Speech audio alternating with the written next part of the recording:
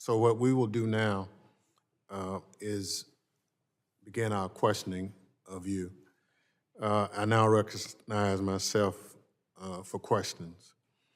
At the time of the attack on the Capitol, I was in the gallery observing the proceedings on the House floor. While members of Congress were being protected by the police, you, the patriots protecting the Capitol and our very democracy, were being attacked by the mob outside. I want to learn more about what you did and what you witnessed. Officer, known as a narcotics officer, you weren't supposed to be at the Capitol on January 6th, is that right? Yes, sir, that's correct.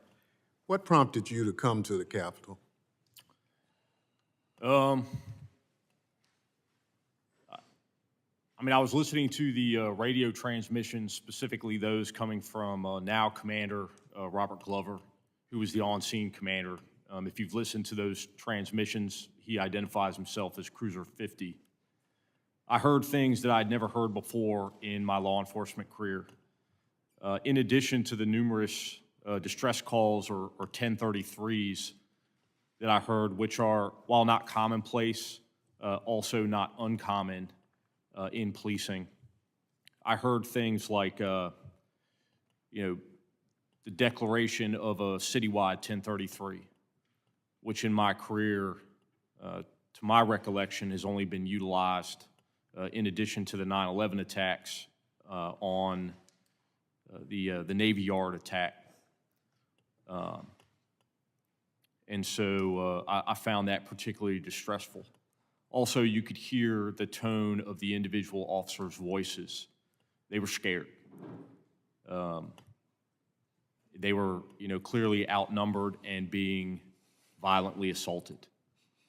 Thank you. So basically, the radio traffic, the 1033 signal on the radio, and your basic law enforcement instinct said your fellow comrades needed help, and therefore you made your way along with your friend to the Capitol. Yes, sir. So, so you went anyway, and let me thank you for that. And I understand a number of other people did the same. Officer Hodges, we've seen the harrowing video of you being crushed in a doorway as you bravely fought to keep the mob from breaching the Capitol. Many of your fellow officers' acts of heroism were not captured on video and are not therefore known to the public. Can you please share with the committee other acts of heroism by your colleagues on January 6th that you're aware of? Absolutely. One of my sergeants, Sergeant Brian Peake, while fighting to maintain control over the barricades on the West Terrace, was struck by a rioter and fractured and severely lacerating his right index finger. He kept in the fight for several more hours after that. He just put some tape on it and a napkin and went back to work. He was there for several hours before finally accepting medical evac. He ended up having to have the tip of his finger removed. Another officer who was out there in the fight with us, he, much like myself, he had a large, heavy object thrown and struck his head. He wasn't as lucky as me, though. He has suffered lost time from that day, and he remains still out on medical leave. Even today, he has not returned to work. But at the time, he was still fighting. Another officer, he was fought on the West Terrace and in the tunnel, was instrumental to the defense. After being completely soaked with OC spray, was shocked several times by a cattle prod one of the terrorists brought with them. When I went over my testimony, my opening statement before, I mentioned that we were attacked outside the secondary defense line on the West Terrace, and after we rallied there, we continued onward. I know that another officer found a Capitol Police officer who was being dragged out into the crowd, and he was unable to signal to us what was going on, so he charged in there by himself and got that officer back out of there. And in the process, hyperextended his knee and took several other injuries. I you know, the Washington Post and Carnegie Mellon University have estimated that there were about 9,400 terrorists out there, and I would say we had about 150, 175 officers. So any one of them could tell you any amounts of heroic acts or injuries they sustained, but these are just a few that I know of. Thank you very much. Officer Donnell, you talked about your tour in Iraq and what have you, and thank you for your service. Can you give the committee a sense of comparing those tour and experiences with what you experienced on January 6th? Sure. Back when I was in Iraq and sometime on a convoy mission to provide mutual support or taking care packages or whatnot to my other units and detachment and whatnot. We went through roadside bomb infested IED whatnot, convoys whatnot, and my fear were minimal around that time. It was not as constant. I know we knew at that time that we could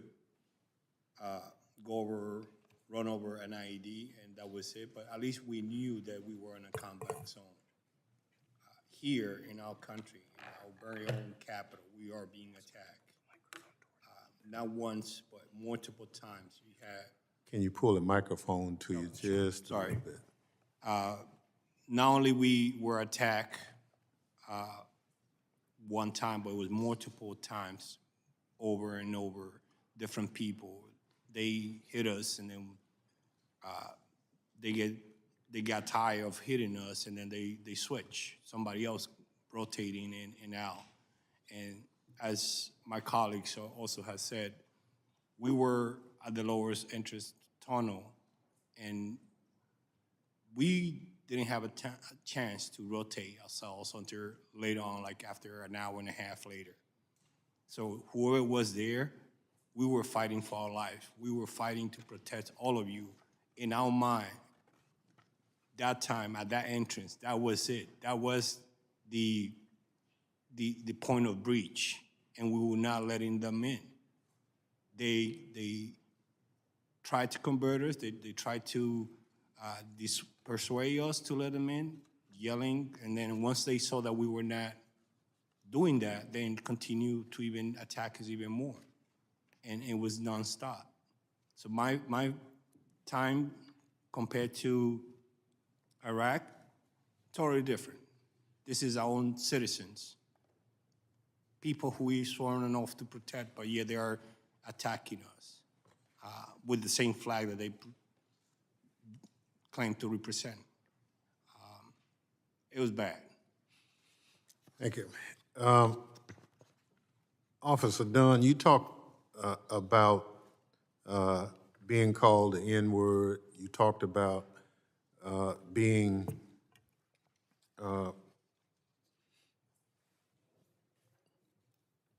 talked about like you've never heard it before. And you talked about sharing comments from your other colleagues, as well as the seeing of the Confederate flag and other things carried through the Capitol. As an African-American law enforcement officer, can you give us, this committee and those who are watching, how you felt defending the Capitol on that day, being called that and seeing the symbols of the Confederacy going through the Capitol at the same time? Yes, sir. Thank you for your question. To be frank, while the attack was happening, I didn't view it, and I wasn't able to process it as a racial attack. I was just trying to survive that day and get home. When I did have a moment to process it, I think that's in the rotunda where I became so emotional because I was able to process everything that happened. And it was just so overwhelming, and it's so disheartening and disappointing that we live in a country with people like that, that attack you because of the color of your skin, just to hurt you. Those words are weapons. Thankfully, at the moment, it didn't hinder me from doing my job. But once I was able to process it, it hurt. It hurt just reading it now and just thinking about it, that people demonize you because of the color of your skin when my blood is red.